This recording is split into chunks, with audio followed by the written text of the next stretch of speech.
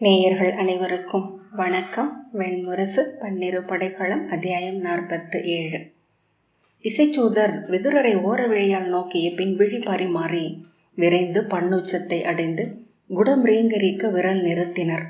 பெருமூச்சுடன் கலைந்து கைகளால் பீடத்தை தட்டிய பின் நன்று என்றார் திருதராஷ்டிரர். இனிது, வசந்தத்தில் வண்டுகள் சிறகுகளால் தான் பாட முடியும். பெருமூச்சு விட்டு பறத்தலும் பாடுவதும் ஒன்றேயான ஒரு வாழ்க்கை, நன்று என்றார். மேலும் பெருமூச்சுடன், விதுரா, வசந்தங்கள் வந்து செல்கின்றன, எண்ணி அளிக்கப்பட்டிருக்கின்றன மானுடருக்கு நாட்கள் என்றார். வணங்குகிறேன் மூத்தவரே என்றார் விதுரர். சூதர்கள் எழுந்து ஒவ்வொருவராக ஓசையின்றி தலை வணங்கி அவை விட்டகன்றனர். இசைக்குள் நீ வருவது போல் ஒரு உளக்காட்சி எழுந்தது. உன் காலடி ஓசையை நான் கேட்டிருக்கிறேன் என்பதை நான் அறியவில்லை. ஆனால் நீ இருக்கிறாய் என்னும் உணர்வு இசை முழுமையடைந்ததும் எஞ்சியது என்றார். அரசர் தங்களை பார்க்க வந்து கொண்டிருக்கிறார் என்றார் விதுரர். முகம் சுளிக்க தலை சரித்து, அவனிடம் நான் சொல்லுவதற்கொன்றுமில்லை, சொல்லும் அனைத்தையும் முன்னரே வகுத்துரைத்து விட்டேன் என்றார் திருதராஷ்டிரர். நான் அவற்றை மும்முறைக்கு மேல் அரசரிடம் சொன்னேன். மதமெழுந்த களிற்றேறு போல விழிதொடாத முகம் கொண்டிருக்கிறார். அவருடன் உரையாட வாயில்கள் ஏதுமில்லை என்று விதுரர் சொன்னார். அங்கன் என்ன செய்கிறான்? அவனை வரச் சொல், அவனிடம் சொல்கிறேன் என்றார் திருதராஷ்டிரர். அவர்கள் இருவரும் உருகி ஒன்றாகிவிட்டது போல் இருக்கிறார்கள். அரசர் முகத்தையே அங்கரிடம் காண்கிறேன் என்றார் விதுரர். மூத்தவன், கற்றறிந்தவன், பரசுராமனின் மாணவன் அவன். அவன் எங்கனம் இப்படியானான் என்று திருதராஷ்டிரர் கேட்டார். அறியேன். அன்று மருத்துவ நீராட்டில் கரிய காகங்கள் அனைத்தும் அரசரின் உடலில் புகுந்து கொண்டன என்று இங்கே சூதர்கள் பாடுகிறார்கள். அத்தெய்வங்களை நாம் அறியோம். அவை இந்நகரத்தை எங்கு எடுத்துச் செல்கின்றன என்று அறியாது அஞ்சுகிறேன் என்றபடி விதுரர் அருகே வந்து அமர்ந்தார். மூடா, நான் இங்கிருக்கும் வரை இந்நகரம் எங்கும் செல்லப் போவதில்லை. யயாதியின், ஹஸ்தியின், குருவின், பிரதீபரின், சந்தனுவின், விசித்திர வீரியனின் நகரமாக மட்டுமே இது இங்கு இருக்கும். இளையோனே, நடுவயது வரை ஒவ்வொருவரும் தானென உணர்கிறார்கள். நடுவயது கடந்ததும் தங்களை மூதாதையரின் தரப்பிற்கு மாற்றிக்கொள்கிறார்கள். இங்கு இப்பீடத்தில் அமர்ந்திருப்பது திருதராஷ்டிரன் அல்ல, இம்மண்ணில் எஞ்சும் மூதாதையர்களின் ஊன் சிறு துளி மட்டுமே. எனக்கு கடன்கள் இப்புவியில் எவரிடமும் இல்லை. இங்கு எவரிடமும் நான் கேட்டறிய ஏதுமில்லை. விண்ணமைந்த மூதாதையர் சொல் ஒன்று எண்ணில் உள்ளது, அதுவே நான். விதுரர் பெருமூச்சு விட்டு, நான் அதை அறிவேன் என்ற பின், பிதாமகர் பீஷ்மரின் ஓலை வந்தது என்றார். பெரிதொன்றையும் பிதாமகர் சொல்லி இருக்க வாய்ப்பில்லை என்றார் திருதராஷ்டிரர். ஆம் என்றார் விதுரர். அஸ்தினபுரியின் பிதாமகராக நின்று நம் அனைவருக்கும் அவர் ஆணையிட்டிருக்கிறார். குருவின் கொடிவழியினர் நடத்தும் ராஜசோயத்தை அவர் ஏற்றிருக்கிறார். இந்நகரும் அரசரும் குடிகளும் அந்த வேள்வியில் பங்கெடுத்து மகிழ வேண்டும் என்று விழைகிறார். திருதராஷ்டிரர், ஆம், அது எனது ஆணையும் கூட என்று தலை வணங்கினார். ஏவலன் உள்ளே வந்து தலை வணங்கினான். விதுரர் திரும்பியதும் மெல்லிய குரலில், அரசரும் இளையோரும் அங்கரும் செய்தி நாட்டரசரும் என்றான். விதுரர், வரட்டும் என்று சொன்ன பின் திருதராஷ்டிரரிடம், அரசர் பார்க்க வந்திருக்கிறார் என்றார். திருதராஷ்டிரர் தாடியை நீவியபடி மெல்ல உருமினார். தன் உடலில் ஏன் பதற்றம் கூடவில்லை, ஏன் நெஞ்சு பொங்கி எழவில்லை என்று விதுரர் வியந்தார். ஒவ்வொன்றும் பலமுறை படித்த காவியத்தில் நிகழ்வது போல் தெளிவாக வேறெங்கோ நிகழ துளி துளியாக அவற்றை அறிந்தபடி அவர் அங்கு நின்றிருந்தார். கதவு திறக்கும் ஒலி கேட்டபோது ஒரு கணமென அதே நிகழ்வு முன்பு நிகழ அவர் கண்டது போல் உணர்ந்தார். அல்லது தொல்காவியம் ஒன்றில் படித்ததைப் போல. பாரத வருஷத்தில் நிகழ்வன அனைத்தையும் வியாசர் பாடல்களாக எழுதி கொண்டிருப்பதாகவும் அவற்றையே தாங்கள் பாடுவதாகவும் சூதர்கள் சொல்வதுண்டு. இந்நிகழ்வை மூதாதை கவிஞர் முன்னதாகவே எழுதிவிட்டாரா என்று எண்ணிய போது விதுரர் இதழ் வளைய புன்னகை செய்தார். துரியோதனன் அரச உடை அணிந்திருந்தான். அவனுக்கு பின்னால் துச்சாதனனும் துச்சகனும் துர்மதனும் ஓசையற்ற நிழல்கள் போல வந்தனர். கர்ணனும் சிசுபாலனும் சற்று விலகி பின்னால் வந்தனர். துரியோதனன் தந்தையை அணுகி முழந்தால் மடித்து அவர் கால்களை தொட்டு சென்னி சூடி, வணங்குகிறேன் தந்தையே என்றான். திருதராஷ்டிரர் தன் படர்ந்த கைகளை அவன் தலைமேல் வைத்து நன்று சூழ்க என்று வாழ்த்தினார். பிற கௌரவரும் தந்தை காலடியை தொட்டு வாழ்த்து பெற்று விலகி நின்றனர். துரியோதனன் திரும்பி கர்ணனை அருகே வரும்படி அழைத்துவிட்டு, என்னுடன் அங்கரும் சேதி நாட்டரசரும் வந்துள்ளனர் என்றான். திருதராஷ்டிரர் அதற்கும் தலையசைத்து உருமினார். கர்ணன் அவர் கால் தொட்டு சென்னி சூடி, வாழ்த்துங்கள் தந்தையே என்றான். சினம் பற்றி கொள்ள அவர் உருமியபடி அவன் தலைமயிரை தன் கைகளால் பற்றி, நான் உன்னை நம்பியிருக்கிறேன் கர்ணா என்றார். கர்ணன், என் நிலையிலும் தங்கள் மைந்தருடன் இருப்பேன் அரசே என்றான். சிசுபாலன் வணங்கிய போது அவன் தலைமேல் கை வைத்த திருதராஷ்டிரர் விழிகள் அதிர சுட்டவர் போல உடனே கையை திரும்ப எடுத்து கொண்டார். உன் தலை அதிர்கிறது என்றார். அரசே என்றான் சேதி நாட்டான். உன் தலை தொடுகையில் வெட்டுக்கிளியை தொடுவது போல உணர்கிறேன், அதிர்ந்து கொண்டிருக்கிறது என்றார் திருதராஷ்டிரர். ஏற்கனவே உதிர்ந்து சிலந்து இழையில் தவிக்கும் இறகு என்று தோன்றுகிறது. சிசுபாலன், என்ன சொல்கிறீர்கள் என்றான். உனக்கு உடல் நலமில்லையா என்ன? சிசுபாலன், இல்லை, நன்றாக இருக்கிறேன் என்றான் குழப்பத்துடன். கனவுகள் காண்கிறாயா என்றார் திருதராஷ்டிரர். ஆம், நான் எப்போதும் கனவுகளில் உழல்கிறேன். திருதராஷ்டிரர், அறியேன், நீ நலமாக இல்லை, உன்னுள் ஏதோ நிகழ்கிறது, நீ அதிர்ந்து கொண்டிருக்கிறாய் என்றார். சிசுபாலனை அகன்று போகும்படி துரியோதனன் விழிகாட்டினான். பின்னர், தந்தையே, தாங்கள் அறிந்திருப்பீர்கள், இன்று மாலை அஸ்தினபுரியின் படைகளுடன் இந்திரபிரஸ்தத்தின் மேல் எழுகிறேன். என் தோள் தோழர் ஜராசந்தரின் இறப்புக்கு ஈடு செய்யாமல் இங்கு அமர்ந்திருப்பது குருகுல தோன்றல் என்றும் தங்கள் மைந்தன் என்றும் நான் கொண்டுள்ள நிமிர்வுக்கு இழுக்கு. தாங்கள் ஆணை பெற்று செல்ல வந்தேன் என்றான்.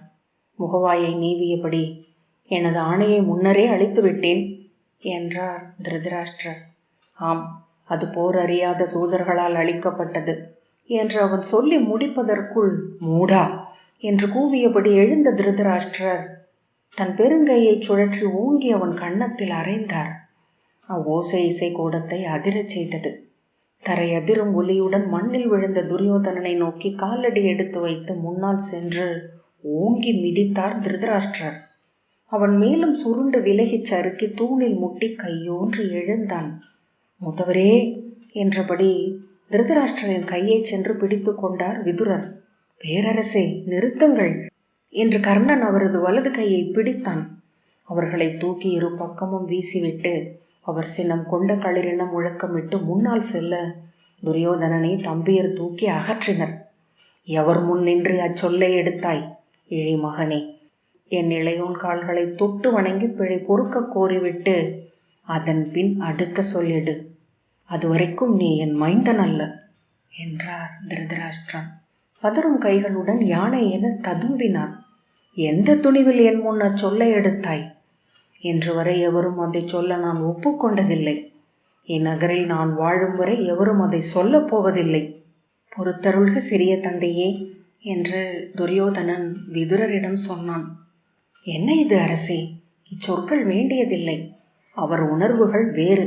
தாங்கள் என் நாட்டு அரசர் என்றார் விதுரர். அவன் என் இளையோன், என் தந்தையின் எஞ்சிய மண் வடிவம். இப்புவியில் எவரும் எனக்கு ஒரு பொருட்டல்ல என்று கைகளை ஒன்றுடன் ஒன்று அரைந்து திருதராஷ்டிரர் கூவினார். பொறுத்தருளுங்கள் தந்தையே, என் உடலெங்கும் நிறைந்திருக்கும் சினம் சொற்களை சிதறடிக்கிறது. ஆனால் நான் சொன்னதில் எந்த மாறுதலும் இல்லை. இங்கு இனிமேலும் தொட்டில் குழந்தை என சுருண்டிருக்க என்னால் இயலாது. மகதரின் இறப்புக்கு நிகரீடு செய்தாக வேண்டும். இல்லாமல் நான் ஆணென அமைய முடியாது என்றான் துரியோதனன். ஆம், அவனுக்கு ஒரு வாக்களித்திருந்தாய் என்றால் அதை செய்வதே முறை. ஆனால் குருகுலத்து தோன்றல்களிடையே ஒருபோதும் போர் நிகழாது. அதன் பின் இங்கிருந்து வெண்ணேறி சென்று நான் என் மூதாதையர் முகத்தை நோக்க இயலாது. அவ்வெண்ணத்தை ஒழி. இதோ பிதாமகரின் ஆணை வந்துள்ளது. இந்திரபிரஸ்தத்தின் ராஜசூயத்தில் அஸ்தினபுரியின் அரசரும் குடிகளும் அந்தனரும் கலந்து கொள்வார்கள். அதுவே என் சொல் என்றார் திருதராஷ்டிரர் உறக்க இடைமறித்து. அது நிகழாது. ஒரு தருணத்திலும் அதற்கு நான் ஒப்பேன் என்றான் துரியோதனன். என் எதிர் நின்று சொல்லெடுக்கிறாயா, மூடா என்றபடி திருதராஷ்டிரர் தன் இரு கைகளையும் ஓங்கி அறைந்தார். மீண்டும் அவரை பற்ற வந்த கர்ணனை ஒற்றை கையால் தூக்கி விலக்கிவிட்டு மற்போருக்கென விரித்த கைகளுடன் துரியோதனனை நோக்கி சென்றார். துரியோதனன் அதே விரைவில் முன்னால் வர இருவர் கைகளும் மரக்கட்டைகள் உரசும் ஒலியுடன் பிணைந்து கொண்டன. இருவர் தோள்களும் இறுகி பிணைய முகங்களில் தந்தை என்றும் மைந்தன் என்றும் இருந்தவை அகன்று இரு கொலை விலங்குகள் எழுந்தன. கர்ணனும் துச்சாதனனும் துர்மதனும் துச்சகனும் இருவரையும் பிடித்து இழுத்தனர்.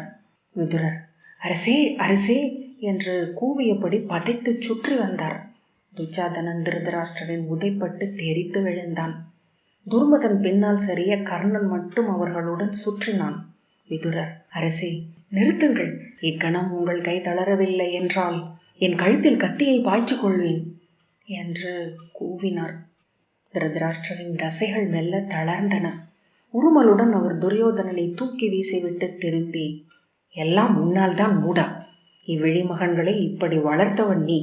அடேய், நான் விழியற்றவன், நீ நூல் கற்றவன் அல்லவா? உன் முன் உன் மைந்தர் ஏன் இப்படி வளர்ந்தனர்? கேள் மகனே, முதலில் உன் மண்டையை உடைக்க வேண்டும். மூச்சிறைக்க எழுந்து தள்ளாடி நின்று, தந்தையே, நான் செய்வதற்கொன்றே உள்ளது, என் சொல் மாறாது என்றான் துரியோதனன். திரும்பி வெண்பற்கள் தெரிய முகம் சுளிக்கச் சீறி, என்னுடன் களம் நின்று பொருது, என்னை கொன்று நெஞ்சை மிதித்து நின்று கூவி, இந்த மக்களுக்கு சொல் நீ என் அரசன் என்று. அதன்பின் உன்னை தடுக்க தெய்வங்கள் இல்லை. உன்னை துணைக்க பாதாளத்திலிருந்து மண்மறைந்த அரக்கர் அனைவரும் எழுந்து வருவார்கள். திருதராஷ்டிரர் அவ்வண்ணமெனில் அதுவே ஆகுக, நாள் குறியுங்கள் என்றான் துரியோதனன்.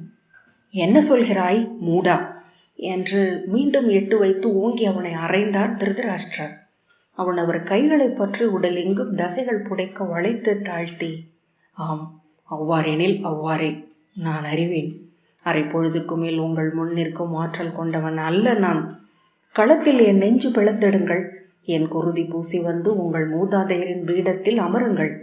நண்பனின் குருதிக்கு பழியீடு செய்யாமல் அஞ்சி அரண்மனையில் அமர்ந்திருந்தேன் என்ற இழி சொல்லில் இருந்து நான் விடுபடுவேன்.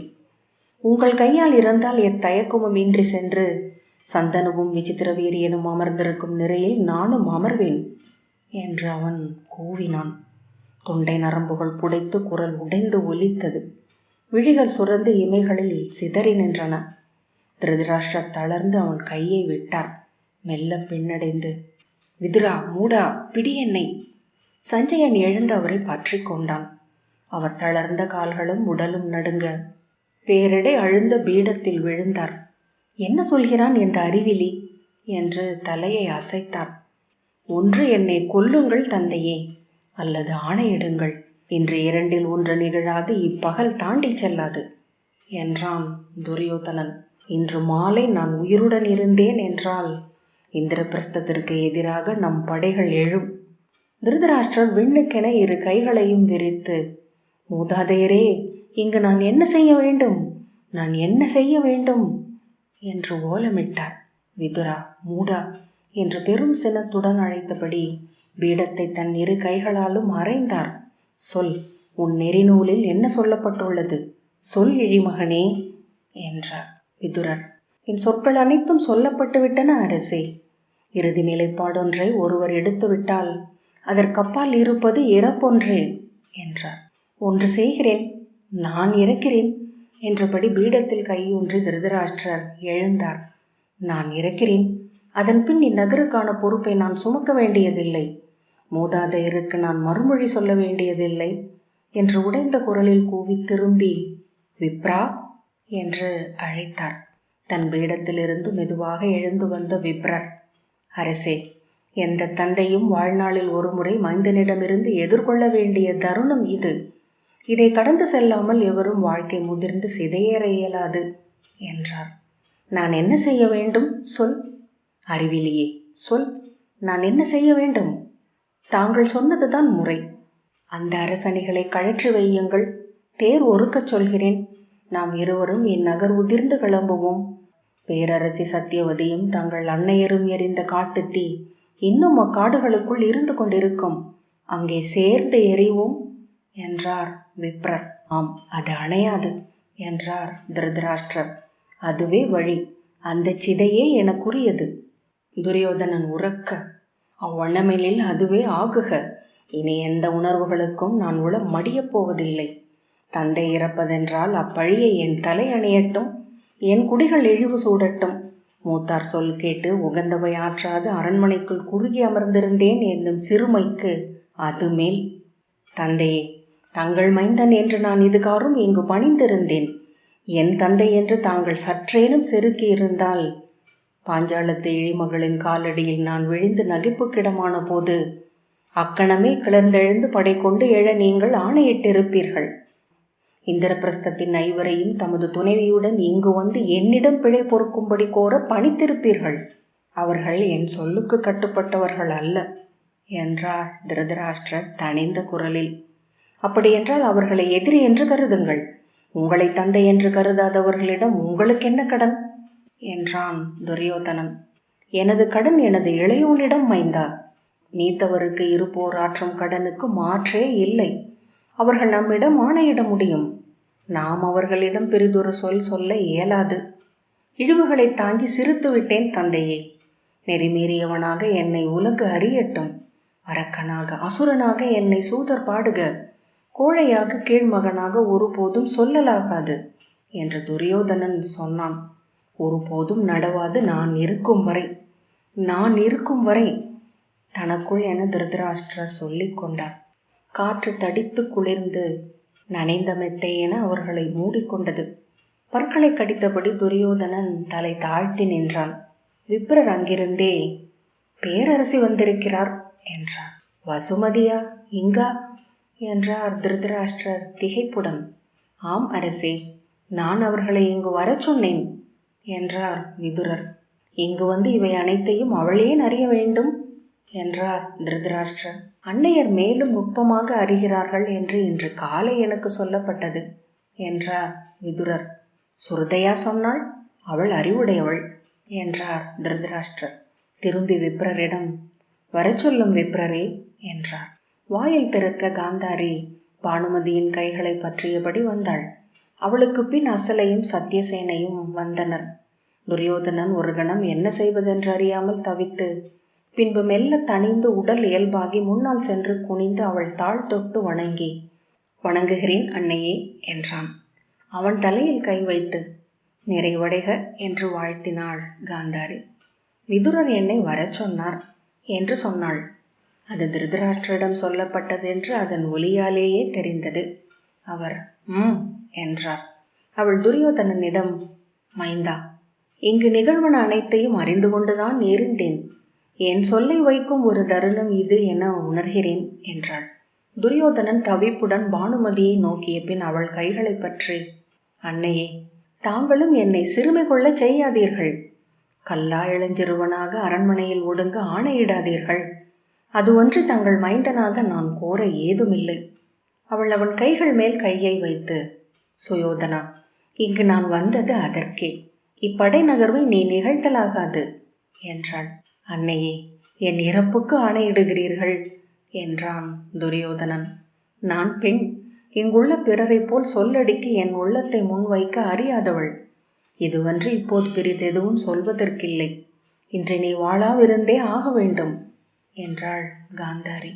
ஏன் என்றான் துரியோதனன். என் சொல்லை மீறி நீ செல்வதாக இருந்தால் செல்லலாம். உன் முன் எதிர் நிற்பவர் எவர் என்று நான் அறிவேன். மைந்தா, எவரும் அவனை வெல்ல முடியாது. துரியோதனன் புரியாதவன் போல கர்ணனை பார்க்க கர்ணன், அன்னையே, களத்தில் வெல்வோம் என்ற நம்பிக்கை எனக்குள்ளது. காந்தாரி அதுவரை இருந்த கனிவு மாறி முகம் சிவக்க, சி மூடா, மூத்தவன் என்று உன்னை இவன் கைப்பற்றச் சொன்னேன்.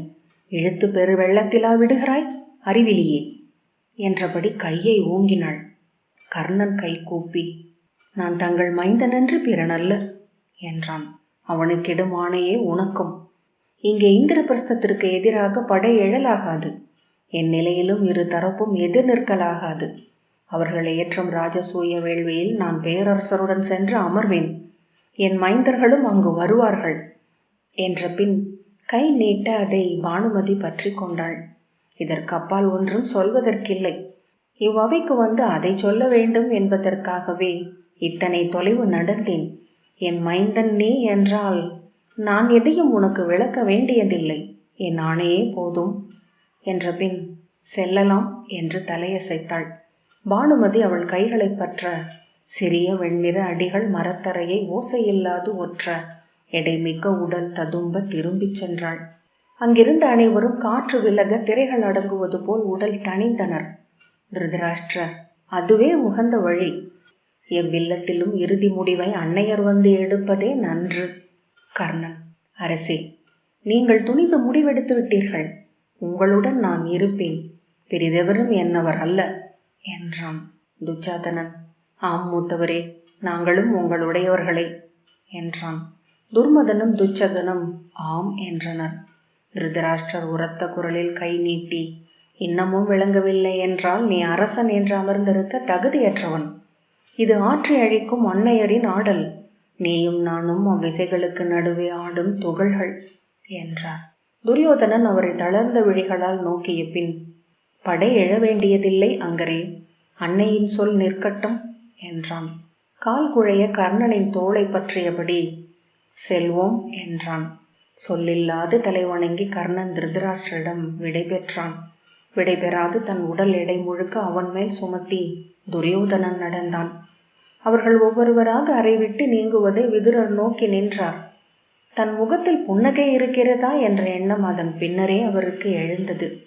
அப்பால் நின்றிருந்த விப்ரரின் விழிகளை சந்தித்தார்.